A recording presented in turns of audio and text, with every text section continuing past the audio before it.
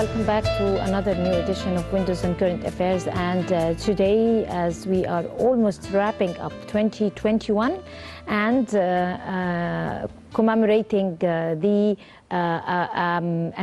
anticipation and commemorating a lot of events, a lot of incidents, a lot of memories, you name it, through 2021, wrapping all that together in a bouquet and selecting the beautiful of it and dropping the sad memories and awaiting in anticipation the new year 2022. Of course, it's hopefully upcoming year is going to be prosperous, it's going to be happy, it's going to be successful, full of love and hope, and of course healthy. And the elimination of the pandemic that have been with us for almost 3 years or more now. Of course, we're full of hope that things will move to the better. And today we're going to be still embarking on the tourism file and taking over a closer look of all the events, the touristic events that took place during 2021, including excavations, including the beautiful, most striking events that ever took place in 2021 that also that should be remembered for the rest of our lives, because we had main events that marked history during that particular year that we as Egyptians registered. Today we're going to be talking about that and more. We're very delighted to be having with us Ms. Rana Ihab, and she is a heritage researcher. She's going to be giving us her insight, right? Yes, exactly. Of 2021. Happy New Year to you. Thank you. Happy New Year to you too. So where would we start? Should we start off with the early beginnings of 2021 when things were beginning to pull together and, you know, regaining our right place in, when it comes to the leading role in the field of the best destinations worldwide, choosing Egypt as one of the top destinations to visit and see and spend time at? Actually, we're going to start with a beautiful story. So the beginning of a story starts when Egypt became the first country and in the Middle East opened its door for the tourism. So after the pandemic, all the people around the world wanted to see another places, want to go out from their homes. So at this time, Egypt opened its door, and all the security was proved in the museum and the archaeological sites with the efforts of Ministry of Tourism and Antiquities. So all of that, all the archaeological sites were prepared well to receive the group of tourists, to receive the tourism. And actually Egypt didn't stop at this point. So it proved itself for many places with many festivals. So choosing Egypt one of the best destination in 2021. So that proved after what they done after the pandemic, how they solved the problems there, what they done for their countries. So as we Egyptian, actually we proved we deserve this. Of course we deserve that, and like everywhere else in the world, the whole world was undergoing a huge pandemic, but things, thanks to God, were going slightly a little bit more slight than other countries who really looked so sad. The situation was sad in it, and we pulled ourselves together economically, touristically, even socially, culturally, and politically as well. So pulling ourselves together meaning that we could be coming back to the limelight, recognized as the most beautiful destination worldwide as usual, and many other things. Let us first talk about the everyday excavations that people do not believe it, that we as Egyptians, we wake up every day for a new excavation, because they cannot really believe that we as Egyptians and the whole of Egypt as a country and as a nation is floating over a huge ocean or a river of antiquities. Yes. Everywhere there's antiquities below us. That is what makes Egypt special. So in any place you walked on, or anything you look at, you will consider the meaning of the history. You will find this excavation day after day. It's not only for discovering something on the earth. This is tell us a new information about our heritage. This tell us a new thing we didn't recognize that was made in ancient times. So if we're focusing on the excavation itself, we will find a lot or 1,000 of excavation happen daily in Egypt. All of them was recorded. But what makes them special, or what we need behind this is telling our history, our traditions, our heritage, the stories that mentioned, maybe some idioms we use in every day. So when we discover some object, or when we discover the kind of piece that we said, yes, this is Egypt from 5,000 years ago. Actually, one of the most amazing excavations during this year that we are discovered the mummy with a gold tongue. So this is with a gold tongue? Yes. If you would like to relate the story. Yes, this is a lot. This is something not happened usually in Egypt.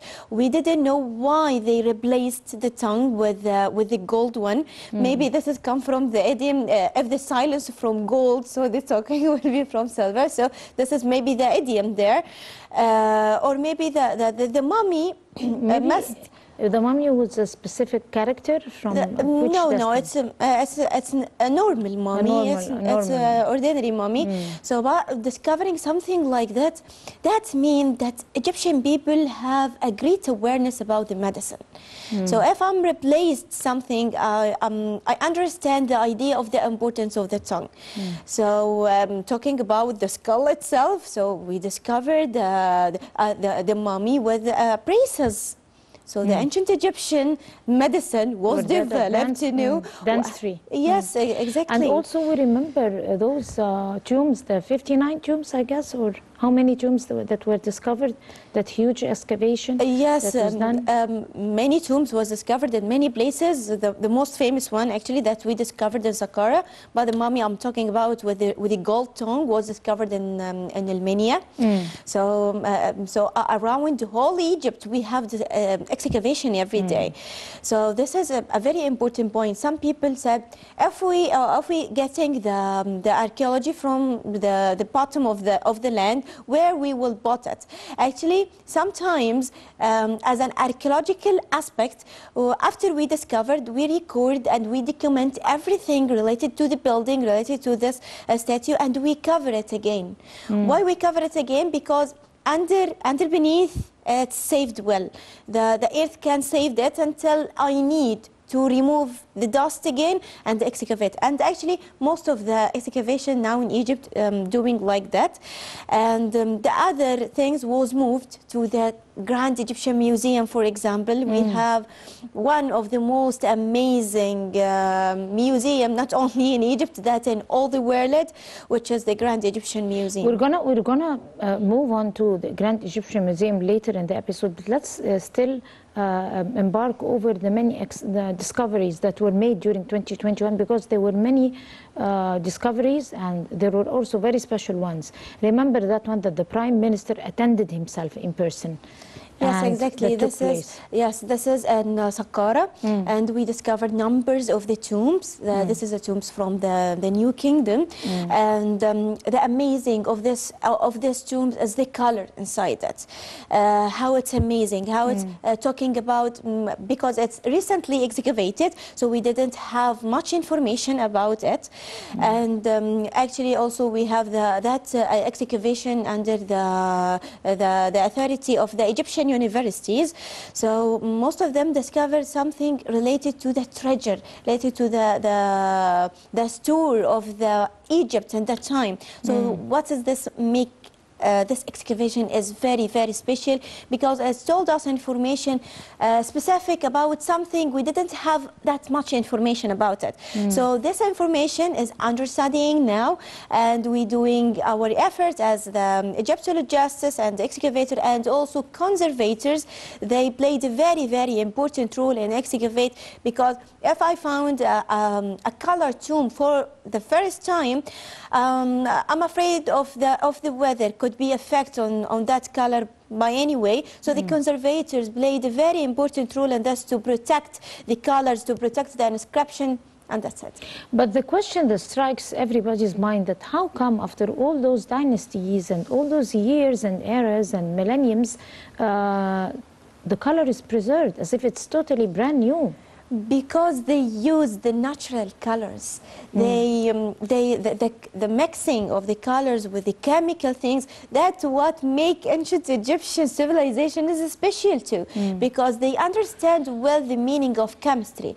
So the meaning of the chemistry, they mixed the natural things on the Egyptian land, and they have this color.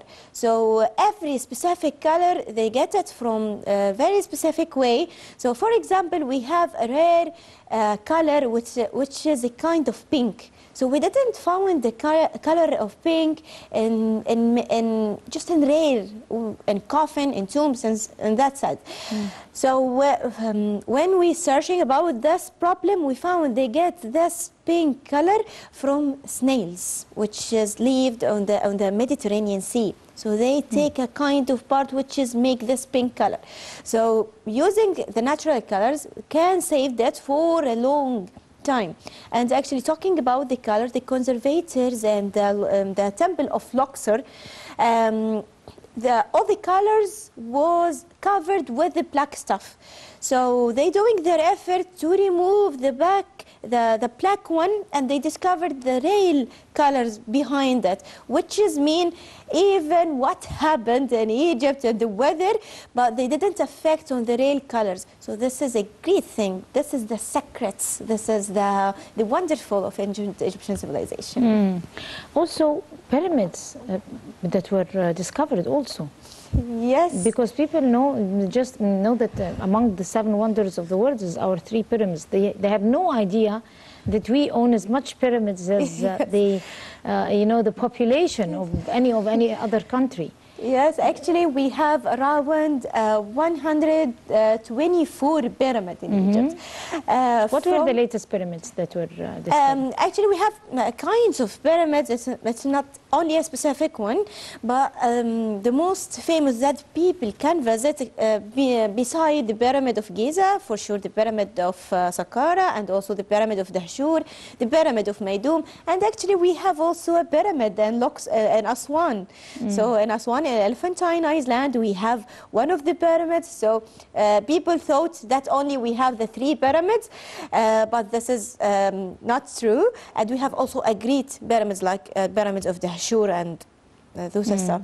So, and we have also the Queen's Pyramid, which is behind the pyramids. It's a small ones, and all of that are a pyramid, and we can enter this. And inside this place, because ancient Egyptian people have the idea of reusing some stuffs. So if I use this pyramid for another thing or another topic, so after I came, after maybe 3 or 30 dynasty, I came to this place and I reused this. Maybe I bought my tomb, I just removed some reliefs, and I bought another reliefs. This is the ancient Egyptian life. We need to talk about the museums also, and establishment of many museums, new museums at different beautiful, charming spots in Egypt. But I can't help it because the episode won't be able to take all that. But at the same time, we need to talk about the Golden Ferrous Parade that was taken and that amazed the whole world. And that was our first stop, and was followed again by the Avenue of the Sphinx. But let's talk about the Golden Ferrous Parade and the magic of that event. Actually, behind the big scene that we watch in the television, we see the interest of the people themselves, even the Egyptians, the foreigners, anyone in the world watching the parade of the mummies, they just stand in front of the television, and they give their snacks, and they just watching something amazing. This has happened in Egypt for the first time. So this is said this is the wisdom of minister of Khalid al-Anani when he's doing something like that to attract the attention for the people, for the Egyptian, for the civilization. So after the pandemic, maybe the tourism was a kind of affected, but by this one, we can see the mess of the tourism in those places. So all the people want to see what's inside this, what's inside this big vehicles which is running and running on the streets when it's arrived. Why those kings are very important? Actually, they are played on the real life. And if you want to know more about the mummies there, you can go to the website. The website. If I didn't have the opportunity to visit, and I wanted to know information, so all the information you need about each mummy, the picture, everything was wonderful. So the museum also of the National Museum, one of the most amazing museums. It's talk about a very important topics in the ancient Egyptian life during all ages. It's not focusing only on one topic, like we said, in ancient Egyptian. No, they are focusing in ancient Egyptian, in Islamic, in Coptic, even in the heritage of the clothes. And also on environment. But let's talk about the mummies themselves, because they have great stories. They come from different dynasties or only one dynasty? No, they come from... And what are the exact mummies, why they were celebrated and given that fantastical parade that was taken and watched by the whole world in amazement? Yes, actually all the mummies are royal mummies. So we heard before about King Ramses II, the builder of the Abu Simbel and Abu Simbel at Aswan. So we heard about the first emperor in the Egyptian history, King Tutmosis III. And we have the most beautiful queens in Egypt, like Queen Hatshepsut and Queen Ahmed Nefertari. All of them was taking a place. So if we read about those kings and the books, and I have a chance to see them. So this is one of the amazing things. I can see them, the mummies, the bodies of those amazing kings. And we have also the people who start to struggle against the Hyksos, dismiss them from our land. Also, their mummies taking a place, like the mummy of King Seqnen-Ra. And this is a beautiful thing was appeared in the mummy of King Seqnen-Ra, that has a skull, have a kind of pet. And when the archaeologists start to examine this mummy, they found that he was killed by the Hyksos axe. So that means he was died in the battle, defeated by the Hyksos, and his sons continue after them. After him. So that means he loved his country. He wanted to give the prosperity to his land. So this is the mummies and the Golden Parade, and why we took this a great festival to them. Actually, from this time, after the parade, we will find the Egyptian people walking on the streets. They just started to talking the song song in the festival.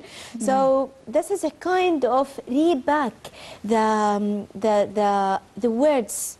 Read back the language of ancient Egyptian. Now we hear that even, yes, if I can found, if I'm walking on some place on temple or in a museum, so I found a kind of reliefs that inscriptions of hieroglyphic. Yes, this is hieroglyphic, or this is ancient Egyptian language, but I didn't hear it. So this is the first time the ancient Egyptian heard a real song with the right pronunciation for the words itself. So this is amazing. So the heritage is coming now. The Egyptian love to hear that. Of course. What about the rest of the mummies? The rest of the mummies, we have 22 mummies, but actually behind all of these mummies we have a great story. That story We found those mummies as divided in two tombs. And why they are divided in two tombs, that means we didn't have a tomb for each mummy. No, we have. But maybe something happened in the 18th dynasty that make one of the priests take all the mummy and took them in a hidden place. No one can see. Maybe in that time, a lot of the thieves came to the tombs of the kings, and they take their name, they destroy, they take their jewelries. So this priest want to take those mummies in a hidden place. No one can touch it. So we found all of them. Not all of them, a part of them in a one tomb and the other in a one tomb. So this is the stories of the mummies. Right. As also, following the Golden Ferrous Parade is the Avenue of the Sphinx, which was not less amazing than that particular event, if it's not even more attractive. So are we going to go to a short break? And later on, we're going to be talking about the Avenue of the Sphinx, so stay with us.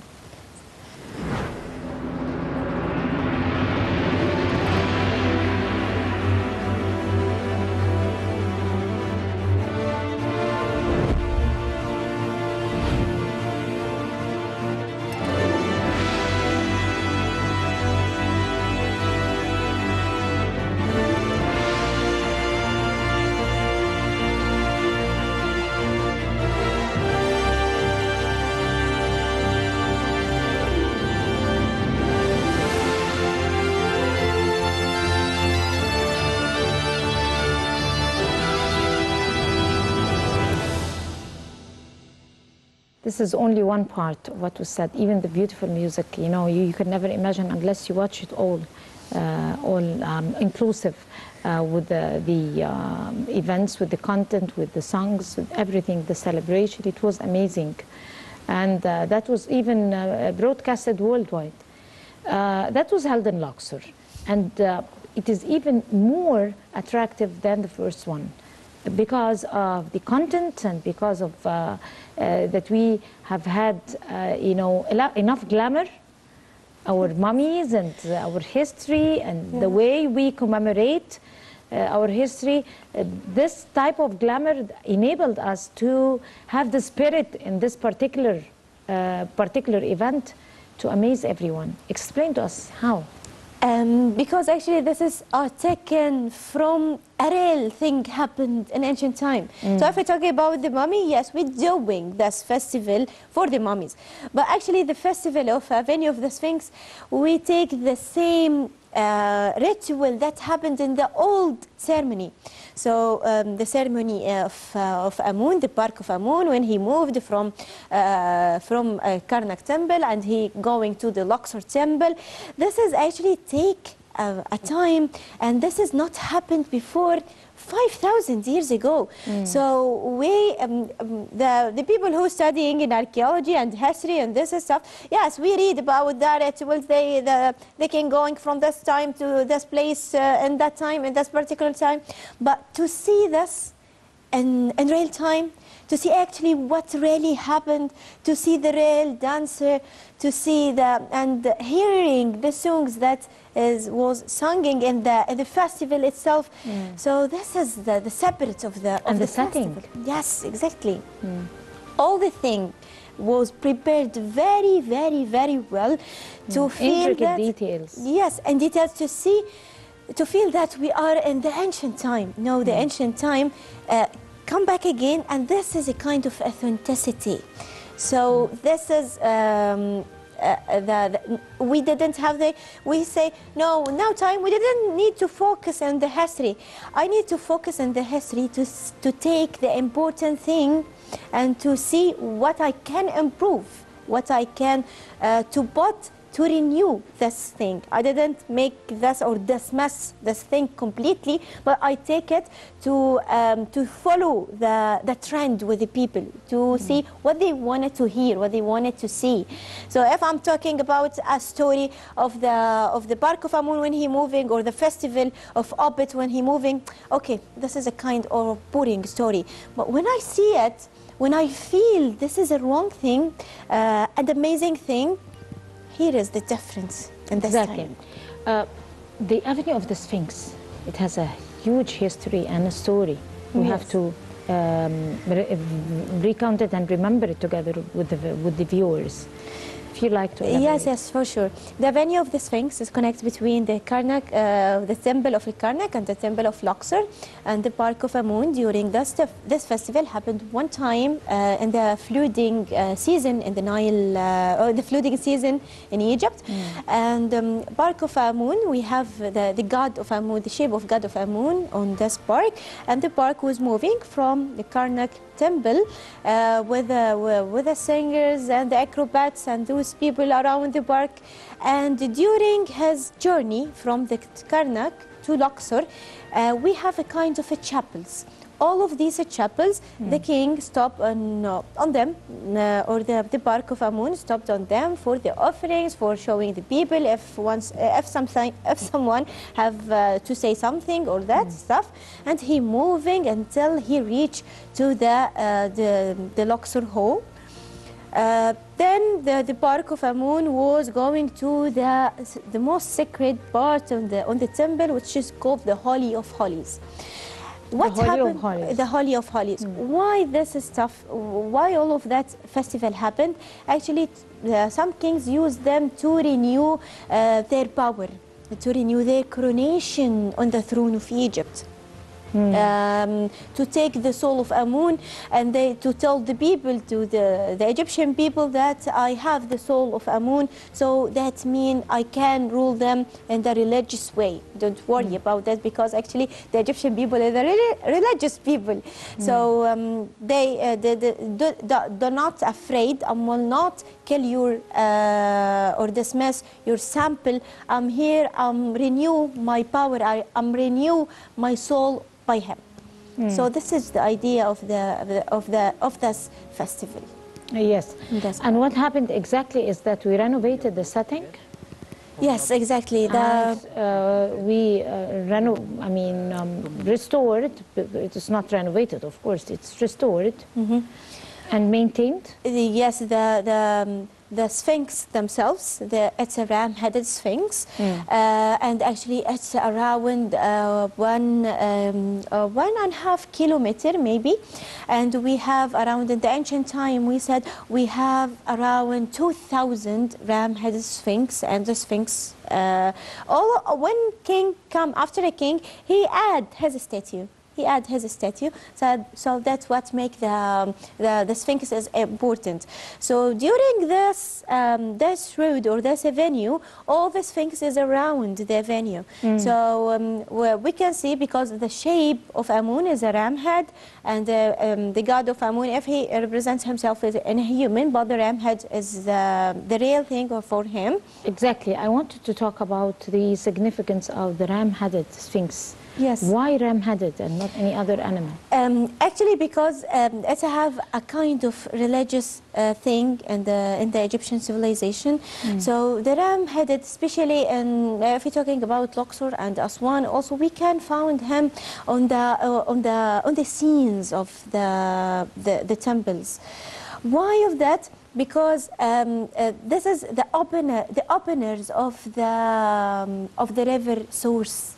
Because if we're talking about Luxor and Aswan, we are the end of the borders of Egyptian land. So the Ferrous with the cataracts. So this is the openers of the Nile River sources. So this is a very important idea about why it's a ram-headed. And then after this, it became, quite popular that Egypt is retaining its leading role when it comes to the #1 destination to be visited, especially that it's also safe, hygiene, and health-wise. the number of cases that were recorded here in Egypt compared to other countries is very little. Yes. And that was one of the gifts of God also. At the same time, talking about, if you were saying that this is a good destination, but you also have to mind that we are at a time of a pandemic and that stuff. But choosing Egypt amongst the numbered or top countries, top destinations to visit is something else. Talk to us about that. Because Egypt have all the facilities and all kinds of tourism. If we see on the amazing festival of a venue of the Sphinx, we will find in Luxor only. This is, we are talking on Luxor only. We will find safari, we will find the hot balance, we will find the cultural tourism, we can find the cruise tourism, so we can find the green tourism to the gardens, so everything you need. Actually, if you are interested in the cuisines, so you will find a different taste, a different level of food in Luxor too. This is only in Luxor. What about the other countries? What about the other places in Egypt?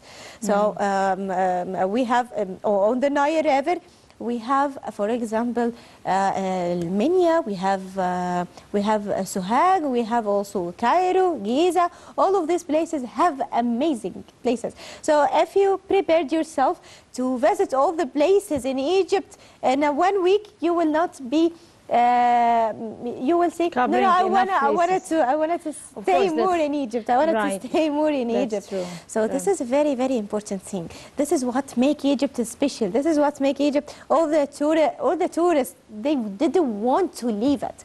Even they are walking and they're taking a cruise and they just walking on the sound of the Nile River with the sun rays in the morning. That's something amazing. This has not happened usually. If you're walking with your cruise and you see a wonderful scene of ancient thing.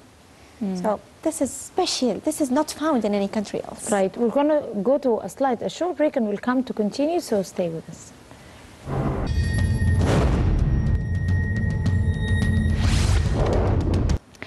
Unfortunately, we ran out of time. We still have a lot to talk about in Egypt as the number one top destination, of course, but we have already reached the end of this edition for Windows and Current Affairs. However, we could be embarking on more touristic stops, and I could imagine by next week, 2022, hopefully, inshallah, there will be another event, another amazing event awaiting us, and amazing the whole world.